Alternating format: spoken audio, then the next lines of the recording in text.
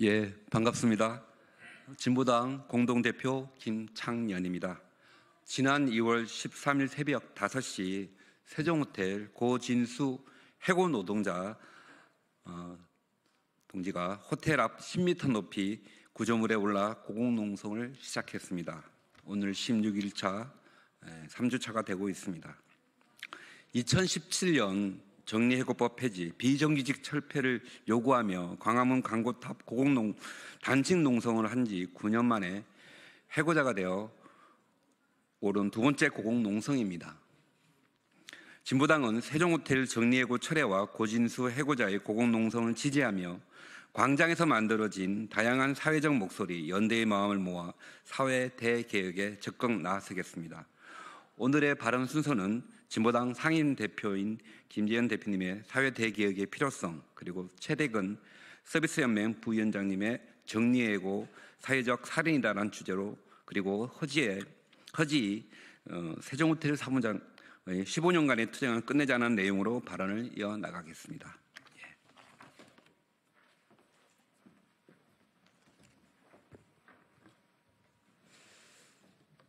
네, 진보당 상임대표 김재현입니다. 해고 노동자 없는 세상이 사회 대개혁의 첫걸음입니다. 지난 15일과 22일 토요일 윤석열 퇴진 범시민 대행진의 마지막 마무리 장소는 명동 세종호텔 고공농성장이었습니다. 수많은 응원봉이 모여서 힘내라 고진수를 외쳤고 그 응원은 연대해 주셔서 고맙습니다라는 답으로 돌아왔습니다. 윤석열 파면을 외치는 민주시민들은 세대, 성별, 소속과 정견의 차이를 뛰어넘어 더 크고 강한 연대를 만들어 가고 있습니다. 처음 시민들은 광장의 힘으로 내란에 맞서고자 했습니다. 그런데 이 광장은 어렵고 서러운 이들의 목소리, 억압과 부조리에 맞서 싸우는 시민들의 목소리가 터져나오는 공간으로 확대되었습니다. 전태희 의료센터, 거제 통영고성 조선하천 지회, 한국옵티컬 하이테크 등 노동단체에 대한 릴레이 후원과 집회 참여 등 시민연대 영역은 점점 확장되고 있습니다. 이제 그 연대 투쟁이 세종호텔 해고 노동자들의 원직 복직으로 이어지기를 바랍니다. 고공농성 중인 고진수님이 건강하게 원직 복직되어 내려오시기를 기원합니다. 보다 나은 삶, 보다 나은 세상을 꿈꾸는 사람들의 뜻과 의지로 내란 종식 이후 새로운 대한민국을 함께 만들어 갑시다. 해고 노동자 없는 세상이 바로 그 첫 걸음입니다. 광장의 민의가 단순한 외침에 그치지 않도록 이 목소리가 우리 사회의 더 큰 변화를 이끌어가는 힘이 되도록 진보 정치가 그 역할을 다하기 위해 최선을 다하겠습니다. 고맙습니다.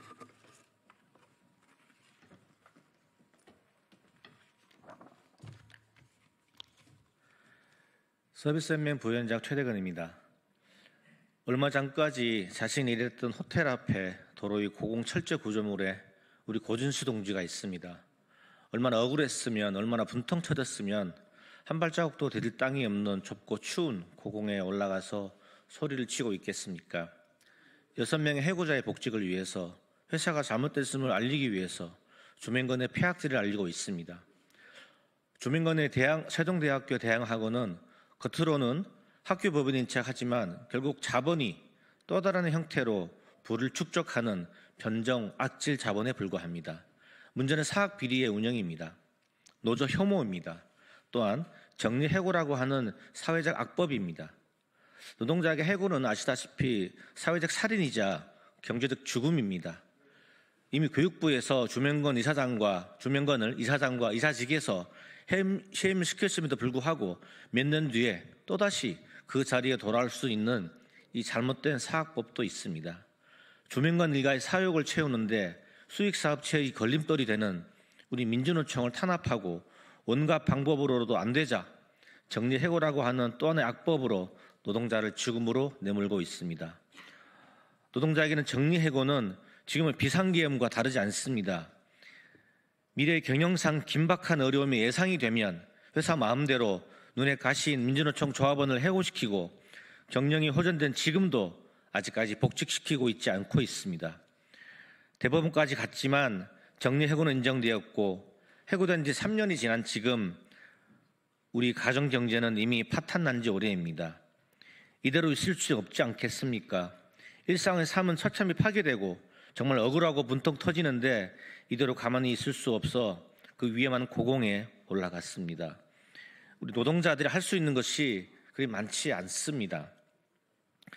누가 대통령이 되어도 비상계엄의 불법성으로 대통령이 탄핵에 처벌되고 내란 세력이 척결되어도 부당하게 정리해고된 6명의 해고자는 여전히 그대로이고 우리 고진수 동지는 여전히 고공에서 내려오지 못할 수도 있습니다. 곧 조기 대선이 있을 거라고 예상이 됩니다.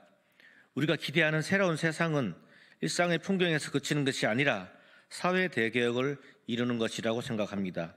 모든 대선 주자는 이 사학 운영의 비리와 노동현실에 매우 많은 문제점을 안고 있는 세종호텔의 행태를 철저히 밝히고 복직의 길을 열어주시기를 간절하게 호소드립니다. 고맙습니다.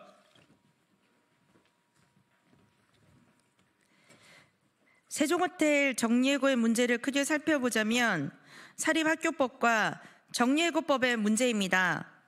대양학원의 주명건은 세종대뿐 아니라 수익사업체인 세종호텔까지 개인이 장악하고 사유화했습니다.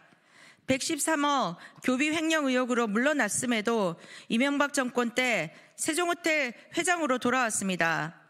교육부 감사에서 해임되고도 윤석열 정권에서는 아들 주대성 판사를 이사로 선임해 3대 세습을 완성했습니다.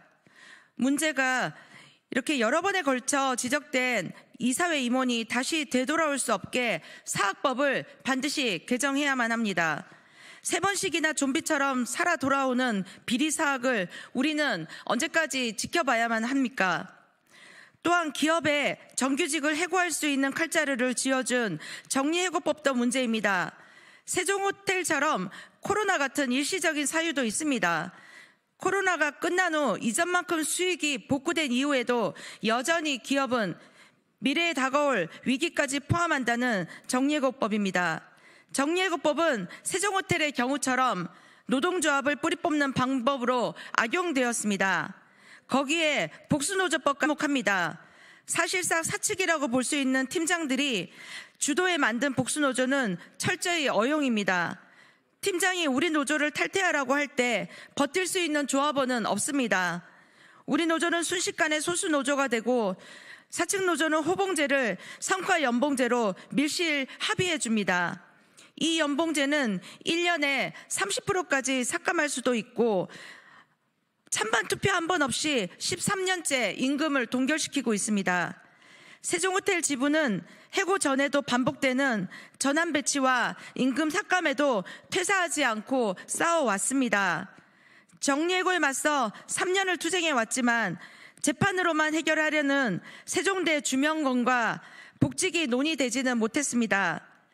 대학에서는 부동산 취득에 국고 보조금을 부당 사용하고 세종호텔의 정규직을 정리해고하고 대신 용역업체를 들인 주명건을 감사해야 합니다. 지하차도 진입차단시설 바닥 1m도 안 되는 공간에 고공에 오른 고진수 동지를 우리의 투쟁으로 땅으로 내려 반드시 함께 복직하겠습니다. 감사합니다. 예. 세종호텔 정리해고 철회 진보당 기자회견을 이상으로 마치도록 하겠습니다. 감사합니다.